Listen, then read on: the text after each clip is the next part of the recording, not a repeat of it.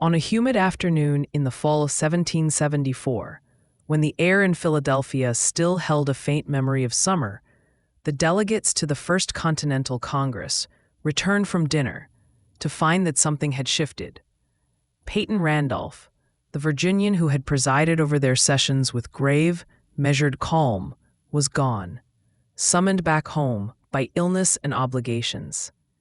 The chair at the front of the hall was suddenly vacant, and with it the fragile center of their improvised national politics.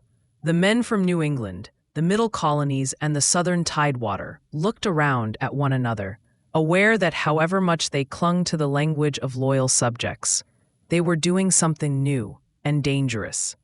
They needed someone to step in, if only for a short while, to keep the meeting from unraveling.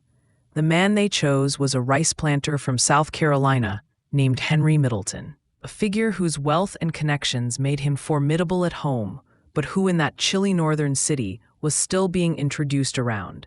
For several days, he sat in that chair, and for the brief span of his presidency of Congress, the colonial rebellion in formation was presided over by a man who embodied both the ambitions and the compromises of the Southern elite. Middleton's story begins in a very different landscape, the rice swamps of the Carolina Lowcountry, not the brick streets of Philadelphia. Born in 1717, he entered a world already steeped in the paradox that would haunt the new nation: high ideals of liberty coexisting with the violent reality of slavery. His father, Arthur Middleton, had arrived from England near the end of the 17th century and established himself as a major landowner along the Ashley River. Their estate, Middleton Place, would grow into one of the most lucrative rice plantations in the region, a place where wealth was extracted grain by grain from flooded fields worked by hundreds of enslaved Africans and their descendants. The elegant house, manicured gardens, and refined manners that visitors later admired were built literally on the backs of people who had no share in the political drama their masters were beginning to stage. As the eldest surviving son, Henry was groomed from childhood to inherit not only land but status. In that corner of the British Empire, social rank was a thick weave of ancestry, acreage, and public service. Young Middleton absorbed the rituals of deference and authority almost as naturally as he learned to ride or to shoot. He may have received some formal education in England. Many planter sons did. But the core of his schooling was in the practical arts of management and politics. He watched his father serve on the governor's council, observed how decisions in Charleston's halls echoed across the backcountry, and absorbed the unspoken rules of a society where a handful of families sat atop a rigid hierarchy. The contradictions of that hierarchy were never far away. Rice cultivation was brutal work. Fields had to be cleared, irrigation ditches dug, embankments raised and maintained. Malaria, dysentery, and other diseases stalked the swamps. Enslaved laborers, many of them stolen from West African societies with deep knowledge of rice agriculture, bore the brunt of that risk. They also bore, invisibly, much of the intellectual labor of figuring out how to coax a reliable crop from an unforgiving landscape. Planter elites like Middleton, while they might occasionally ride along the dikes or oversee a draining, lived largely at a remove. Their lives were organized around counting house ledgers, Anglican pews, and the elaborate dance of social visits, patronage, and elections that made up provincial politics. By the 1740s and 1750s, Henry Middleton had moved into those roles with confidence. He represented St. Andrew's Parish in the Commons House of Assembly, the legislative body that gave the colony its limited self-government. He sat on local vestry boards and served as a militia officer. In 1755, he married Mary Williams, an heiress whose property further enlarged his holdings. When she died, he married again into another prominent family. Through these unions, his network of kin expanded to include other rising names, including Pinckneys and Lawrences. Politics in South Carolina was as much a matter of extended family as it was of principle. His public life unfolded along the familiar lines of a colonial gentleman. He supported measures to defend the frontier against native nations and to shore up defenses against the French. He managed the delicate relationship with royal governors, resisting occasional overreach, but generally accepting the broad contours of imperial rule. He was no firebrand. If anything, he exemplified the type of man most invested in keeping the imperial system functioning, wealthy, land-rich, dependent on exports, and keenly aware that British markets and British naval power underwrote his prosperity.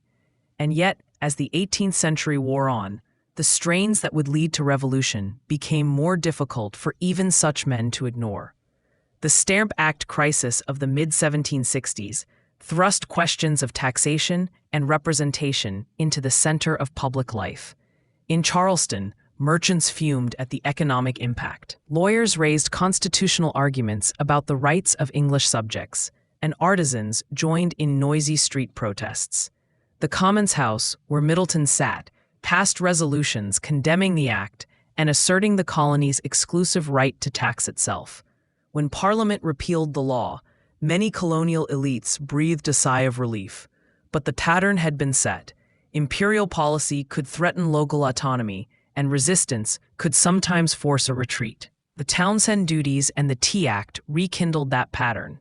In 1770, Middleton resigned from the Governor's Council in protest over the colony's friction with royal authority. It was a symbolic act, a withdrawal from the inner circle of imperial power in South Carolina. His resignation marked him, in the eyes of some, as a man willing to stand with the colony's legislative independence. Yet he remained, in temperament, a conservative figure. He disliked arbitrary authority, but also feared unchecked popular unrest. The mobs that had sometimes enforced boycotts in northern ports were not models he wished to emulate. His instinct, like that of many planters, was to channel dissent into formal resolutions and organized boycotts rather than riots. The crisis deepened after Parliament passed the coercive acts in response to the Boston Tea Party. In Charleston, sympathy for Boston was tempered by regional rivalry and economic self-interest, but the principle was clear enough. If Parliament could close Boston's port, what might it do to Charleston's? Colonial leaders in South Carolina convened provincial meetings to decide how to respond. It was at one of these gatherings in the summer of 1774 that Middleton emerged as a key figure. The South Carolina Provincial Congress, a body that began as an extra-legal extension of the Commons House, chose delegates to attend the forthcoming Continental Congress in Philadelphia. Middleton was among them. So, too, was his son Arthur, a generation younger and already more radical in his leanings. The presence of father and son in the same delegation symbolized the continuity and the brewing generational shift within the colonial elite. Henry, cautious and pragmatic, saw the Congress as a vehicle to restore colonial rights within the empire. Arthur, more willing to countenance a break, saw in it the possibility of a new political order. Travel to Philadelphia from Charleston was a journey of weeks, moving from the languid, humid low country through the pine barrens and into the more densely settled mid-Atlantic. For Middleton, the trip marked a rare excursion beyond the familiar orbit of South Carolina politics. When he arrived in the bustling port city, he found himself in a room full of men with similarly local backgrounds and grievances, all now forced to imagine themselves as part of a continent. There were lawyers like John Adams from Massachusetts, merchants like John Jay from New York, and landowners from Pennsylvania and Virginia. Each delegation carried its colony's fears and hopes like baggage. When Congress convened in early September 1774, Peyton Randolph was chosen as president. Middleton, though not at the center of attention, played an important role behind the scenes. He served on committees, including those dealing with the crucial questions of non-importation and non-exportation, coordinated economic pressure campaigns against Britain. His experience with the intricacies of trade made him a valuable voice. South Carolina's economy depended heavily on exporting rice. Cutting off exports to Britain was no small matter. At the same time, the colony relied on imports of manufactured goods. To sign on to any collective boycott was to risk serious sacrifice. Middleton's position reflected that tension.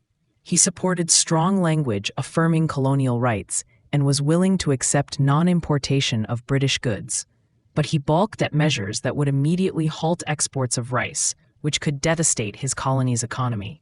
In the end, the Congress crafted a compromise. Exports would be halted after a grace period, giving colonies time to adjust and to exert pressure on Britain through the threat rather than the immediate reality of lost trade. This kind of compromise, hammered out in committee rooms and whispered conversations rather than in soaring speeches, was very much in Middleton's vein. His brief elevation to the presidency of Congress came in October when Randolph left. The delegates, reluctant to leave the chair empty and conscious of the importance of maintaining continuity, elected Middleton to preside. The moment was not ceremonially dramatic. There were no trumpets or elaborate oaths. Instead, a vote, a nod, and the South Carolinian took the gavel. For several days, until adjournment, he guided the proceedings to call Henry Middleton president of the Continental Congress. For those days is accurate in terms of the record, but misleading if one imagines a modern executive.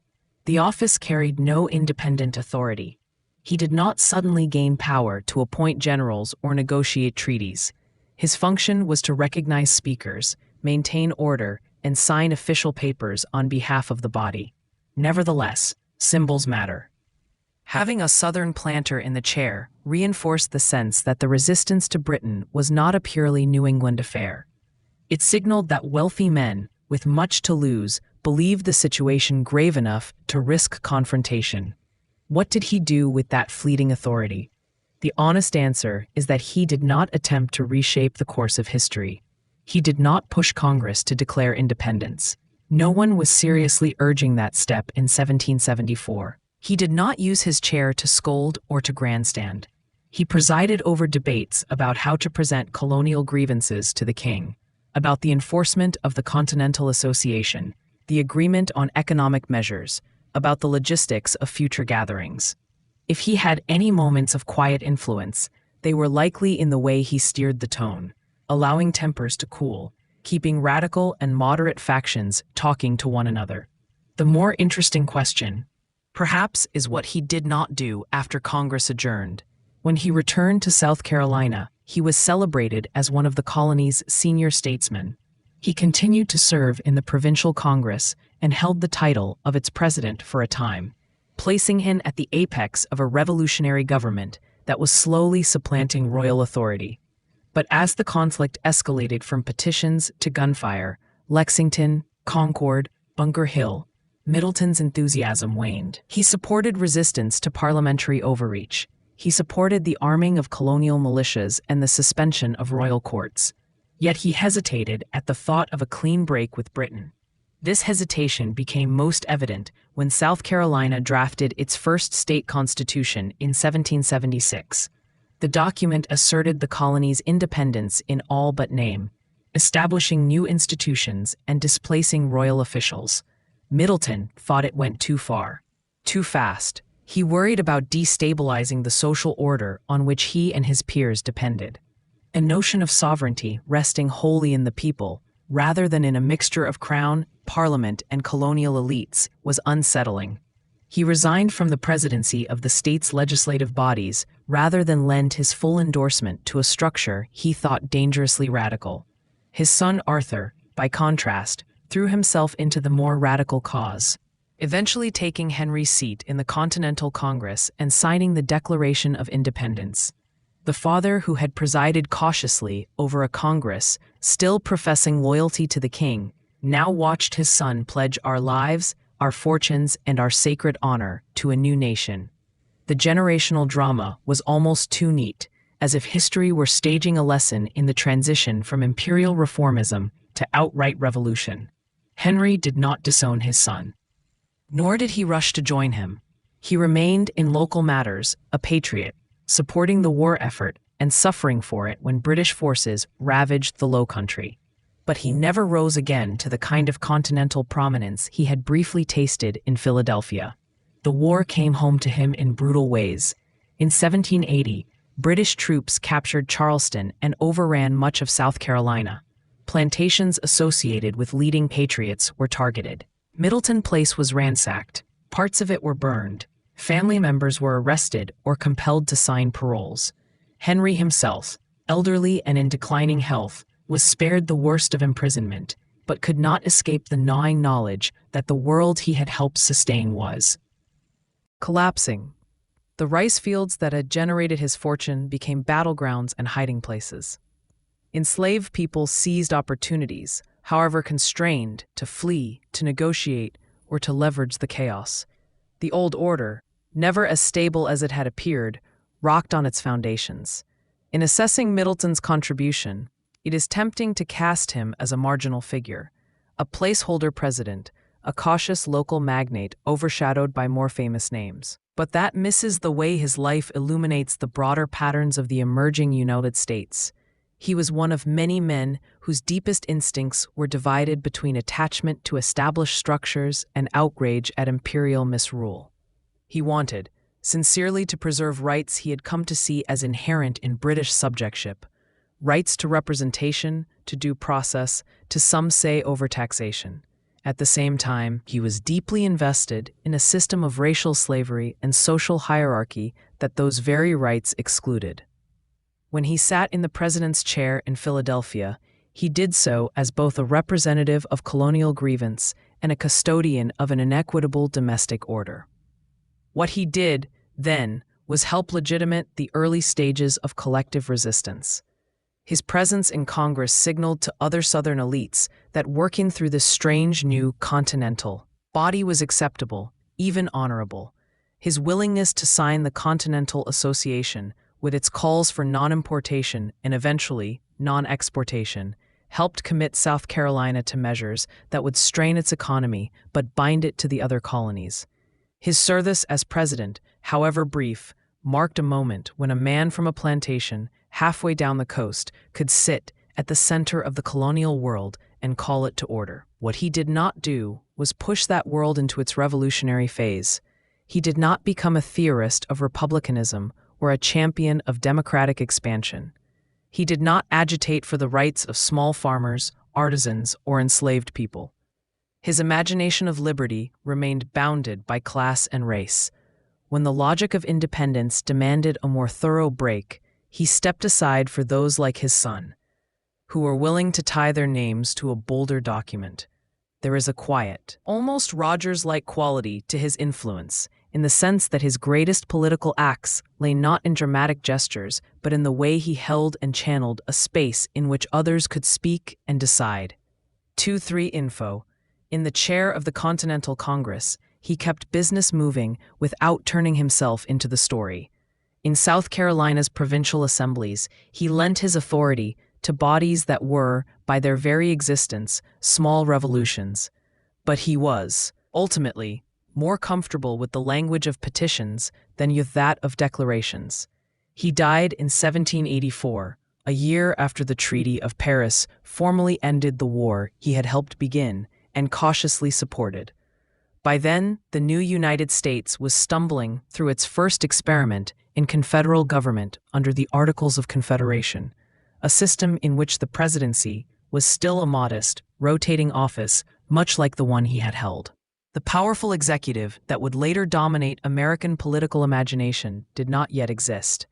In that interregnum, men like Henry Middleton, local magnates, former colonial legislators, moderate patriots, shaped the texture of governance in ways that rarely make it into schoolbook summaries.